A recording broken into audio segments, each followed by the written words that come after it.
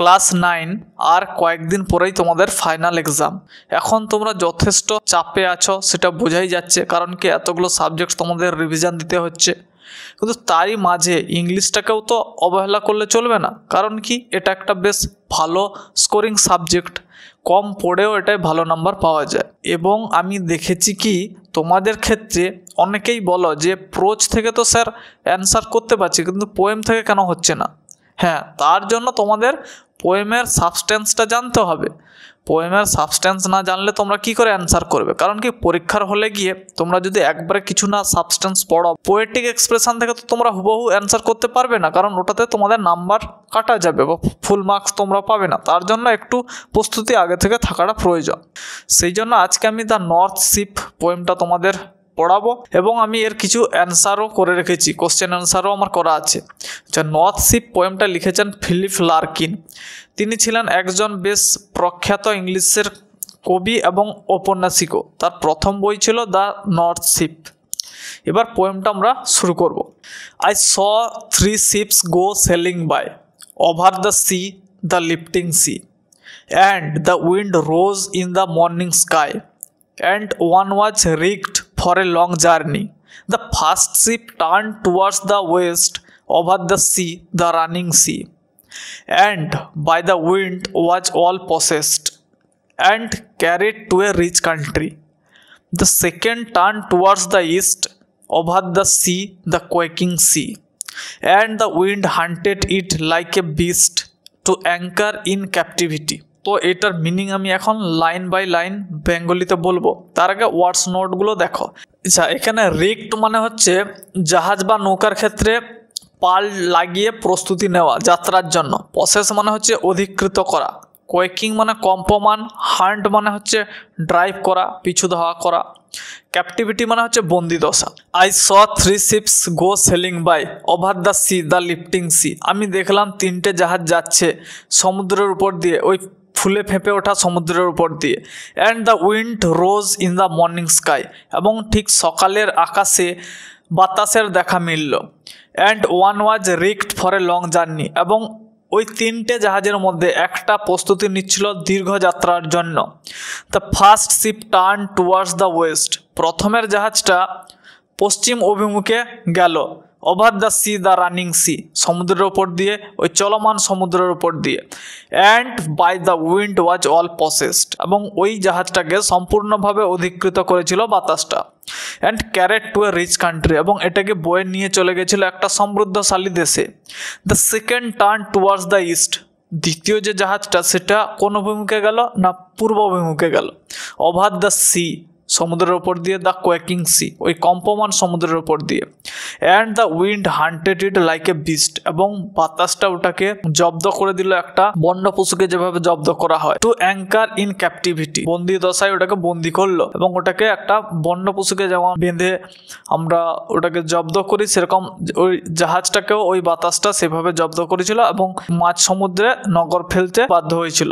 The third ship drop toward the north over the sea, the darkening sea, but no breath of wind came forth, and the decks shone frostily. The northern sky rose high and black over the proud unfruitful sea. East and west the ship came back, happily or unhappily, but the third went wide and far into an unforgiving sea. Under a fire-splitting star, it was rigged for a long journey. Word note কি আছে দেখো। ডেক্স মানে হচ্ছে পাটাতন, জাহাজের ওপরের অংশ যেটা কাঠের তৈরি হয়।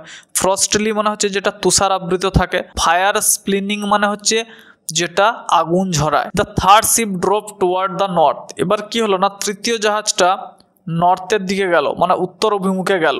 ওভার দ্য সি, সমুদ্রের উপর দিয়ে। দ্য ডার্কনিং সি, ওই কালো সমুদ্রের উপর দিয়ে। But no breath of wind came forth, কিন্তু কোনো বাতাসের ঝোঁকা এলো না সেটাকে তার যাত্রার স্বাদ দিতে বা যাত্রার অনুকূলে সাহায্য করলো না। অ্যান্ড দ্য ডেক শোন ফ্রস্টলি, এবং ওই পাটাতনটা বেশ চকচক করছিল তুষারাবৃত হয়ে যাওয়ার জন্য। The northern sky rose high and black, এবার উত্তরের আকাশটা কি হয়েছিল না, সুউচ্চ ছিল এবং খুব কালো রঙের ছিল। Over the proud unfruitful sea, ওই গর্বিত এবং নিষ্ফল সমুদ্রের ওপরে। East and west the ship came back. এবারে পূর্ব অভিমুখে যে জাহাজ গেছিল, পশ্চিম অভিমুখেও যে জাহাজ গেছিল, সবাই ফিরে এলো, হ্যাপিলি অর আনহ্যাপিলি, সুখীভাবে বা অসুখীভাবে। But the third went wide and far, কিন্তু এই তৃতীয় জাহাজটা অনেক দূরে গেল। ইনটু অ্যান আনফরগিভিং সি, কার মধ্যে না, একটা ক্ষমাহীন সমুদ্রের মধ্যে। Under a fire spinning star, ওই আগুন ঝরানো তারার নিচে। And it was wrecked for a long journey, এবং এটা সুদূর যাত্রার জন্য প্রস্তুতি নিচ্ছিল। তাহলে পোয়েমটা মোটামুটি তোমাদের বোঝা গেল। কিছু প্রবলেম থাকলে তোমরা কমেন্টে জানাতে পারো। এবার আমরা কিছু কোশ্চেন আলোচনা করব। Give any 2 points of difference between the journey of third ship and the other 2 ships. প্রথম এবং দ্বিতীয় জাহাজের সাথে যে তৃতীয় জাহাজ ছিল তার কি পার্থক্য ছিল, তার দুটো পয়েন্ট আমাদের এখানে চেয়েছে। The two difference between the journey of the third ship and the other 2 ships are as follow. বলছে যে আমি কি লিখেছি এখানে না, যে জার্নিটা প্রথম ও দ্বিতীয় শিপের সাথে তৃতীয় শিপের যে কেমন ছিল তার নিচে আলোচনা করা হলো। In case of the first 2 ship, প্রথম দুটো জাহাজের ক্ষেত্রে, their journey were for a short time and destination, তাদের যাত্রাটা ছিল কম সময়ের জন্য এবং কম দূরত্বের। Whereas the journey of the third one was a long one, কিন্তু তৃতীয় জাহাজের জার্নিটা ছিল দূরের। In spite of all the hardship and obstacle, সমস্ত রকমের বাধা বিপত্তি সত্ত্বেও, the third ship did not give up, তৃতীয় জাহাজটা কোনোদিন আশা ছাড়েনি। Rather it embraced the adversity and continue it's voice, উপরন্তু এটা কি করেছিল না, এটা মেনে নিয়েছিল সমস্ত প্রতিকূলতাকে এবং তার যাত্রা চালিয়ে গেছিল বা যাত্রাটাই বন্ধ করেনি। সেকেন্ড যে কোশ্চেনটা আছে, why was the sea proud and unfruitful.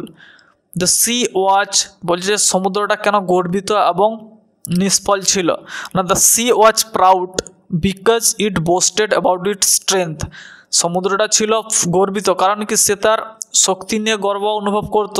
And it was unfruitful, এবং এটা নিষ্ফল ছিল কারণ কি না, as it was reluctant to favour the journey of the third ship, কারণ কি এটা অনিচ্ছুক ছিল, রিলাক্ট্যান্ট মানে অনিচ্ছুক, এটা অনিচ্ছুক ছিল টু ফেভার পক্ষে সায় দেওয়া বা ওই জার্নিটাকে, তৃতীয় জাহাজের জার্নি বা যাত্রাটাকে সপক্ষে হয়নি বা অনুকূল করেনি, সে তার বিপক্ষে ছিল, সেই জন্য এটা আনফ্রুটফুল ছিল।